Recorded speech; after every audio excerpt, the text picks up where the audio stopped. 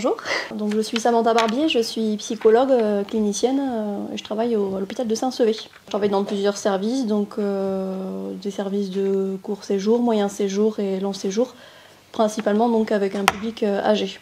Je présente aujourd'hui avec vous pour cette journée autour de la systémie afin de vous présenter une situation clinique sur un sujet qui, je pense, nous parlera à tous, en tout cas aux personnes qui travaillent en institution, les relations conflictuelles entre les institutions et les aidants familiaux. Grand sujet. En tant que professionnels travaillant en institution, nous avons tous dû, à un moment ou à un autre, jouer le rôle de médiateur et de désamorcer ou apaiser les conflits qui peuvent exister entre l'institution et la famille d'un patient. Ce rôle n'est pas toujours facile à jouer et nous pouvons rapidement nous retrouver en difficulté dans le positionnement à avoir entre les différents parties. Pourquoi ces familles et l'institution n'arrivent pas à collaborer ensemble? Et comment aider l'institution et ses aidants à devenir un même système de ressources? L'analyse des problématiques institutionnelles en s'appuyant sur le modèle systémique peut nous aider à mieux comprendre les relations entre l'institution et les familles, mais aussi mieux identifier notre rôle et place de médiateur dans tout ça. Je vais vous présenter donc une situation clinique que j'ai rencontrée lors de mon activité de psychologue à l'hôpital. Puis dans un second temps, j'essaierai d'identifier et d'analyser les événements qui ont amené à entretenir et amplifier les conflits existants. Pour pouvoir situer un petit peu le contexte dans lequel j'ai rencontré monsieur et madame D, je vais vous donner quelques éléments en amont sur leur histoire de vie à domicile.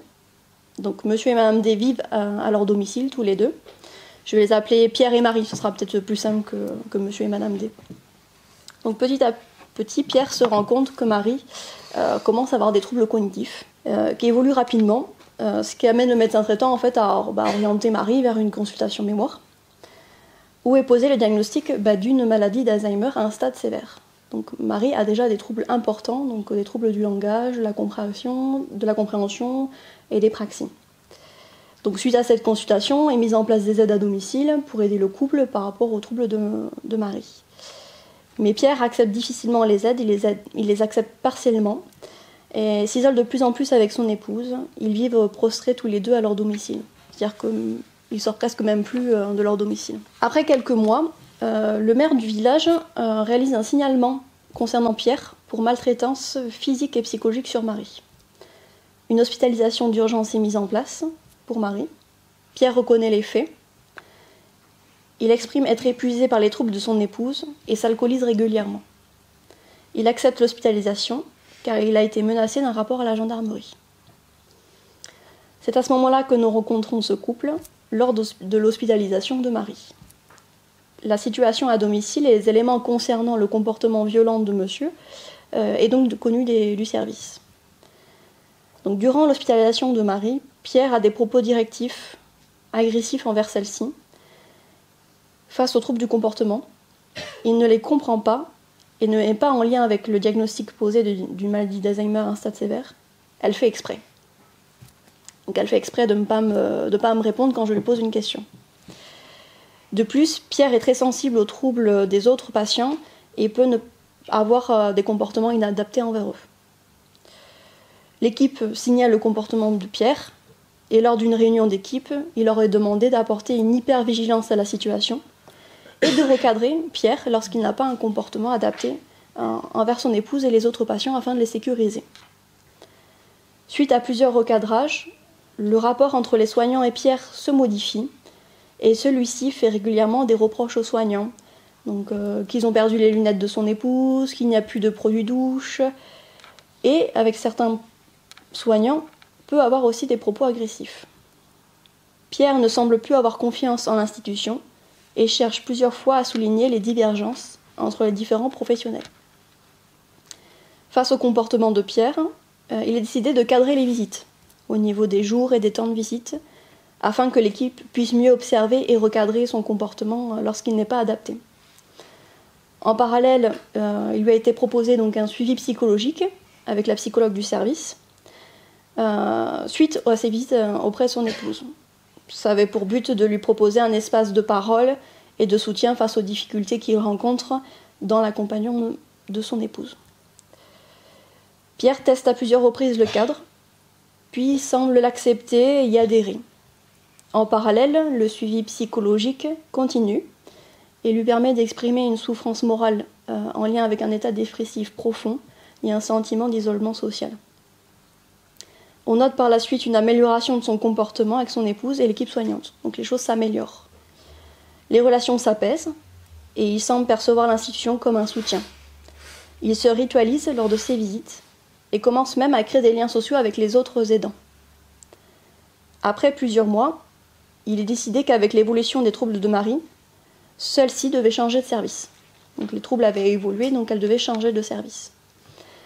Elle arrive donc dans un nouvel environnement, avec une nouvelle équipe et un nouveau médecin référent. Face à l'amélioration du comportement de Pierre, le cadre est assoupli à ce moment-là. Mais très vite, Pierre change et on observe de nouveau des comportements inadaptés envers son épouse, donc de l'agressivité face à son comportement. De nouveau, il est demandé à l'équipe soignante d'être vigilant au comportement de Pierre et de recadrer si nécessaire lorsqu'il n'a pas un comportement adapté. Mais cela ne semble que majorer l'agressivité de celui-ci envers l'équipe. Donc il est reçu de nouveau par le médecin du service, avec la remise en place du cadre des visites et la continuité du suivi psychologique.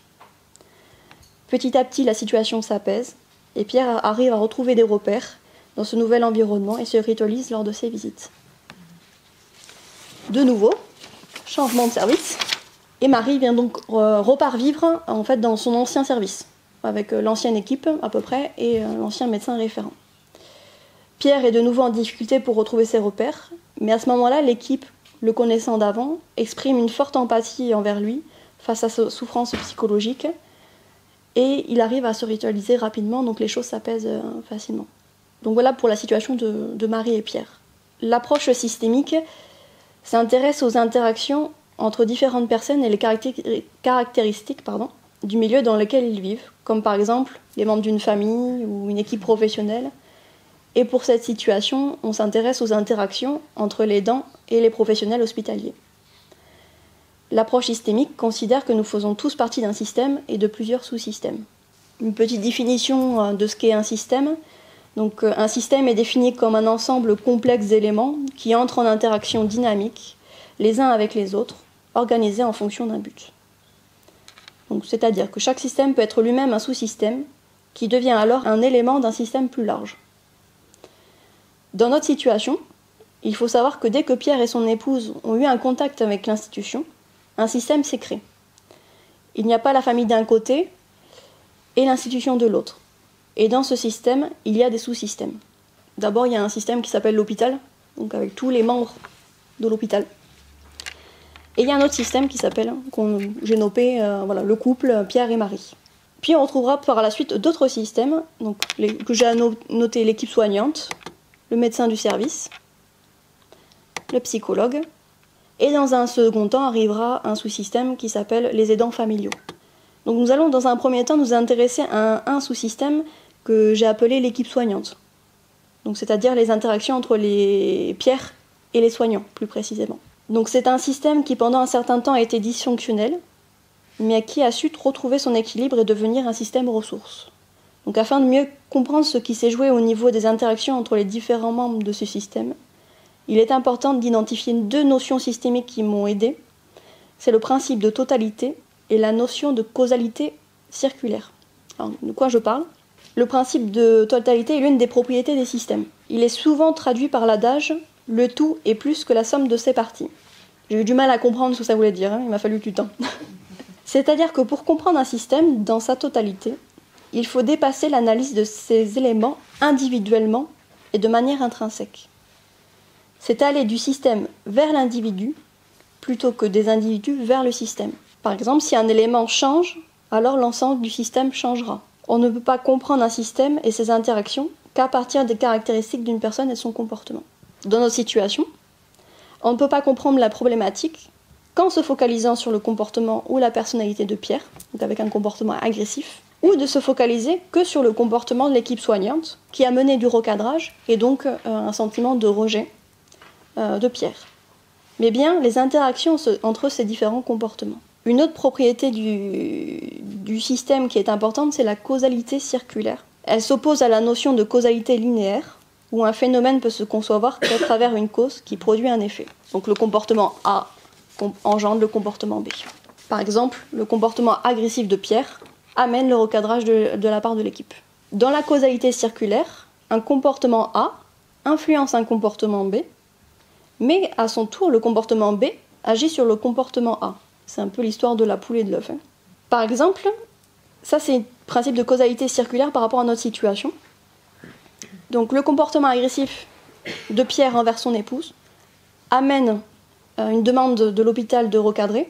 L'équipe recadre et amène une mise à distance dans la relation, ce qui engendre l'agressivité de l'aidant envers l'équipe, ce qui renforce le recadrage et la mise à distance, ainsi de suite. Donc voilà un petit peu pour ces deux notions, le principe de causalité circulaire et le principe de totalité. Je voulais aussi vous parler d'une problématique qui est sur cette situation, mais qu'on retrouve aussi beaucoup à l'hôpital de Saint-Sevé. C'est quand on a des changements de service. Donc c'est assez régulier quand même à l'hôpital. Et ce qui est intéressant, c'est de voir le changement de comportement de Pierre à ce moment-là. Il faut savoir que quand on change un patient de service, on modifie les systèmes auxquels il faisait partie pour appartenir à un nouveau système. Ils doivent retrouver leurs repères sur le plan spatial, donc nouvelle pièce de vie, nouvel environnement, mais aussi organisationnel, donc il y a des nouveaux horaires de visite, un nouveau règlement, mais aussi sur le plan relationnel avec l'équipe, les autres patients et leurs familles.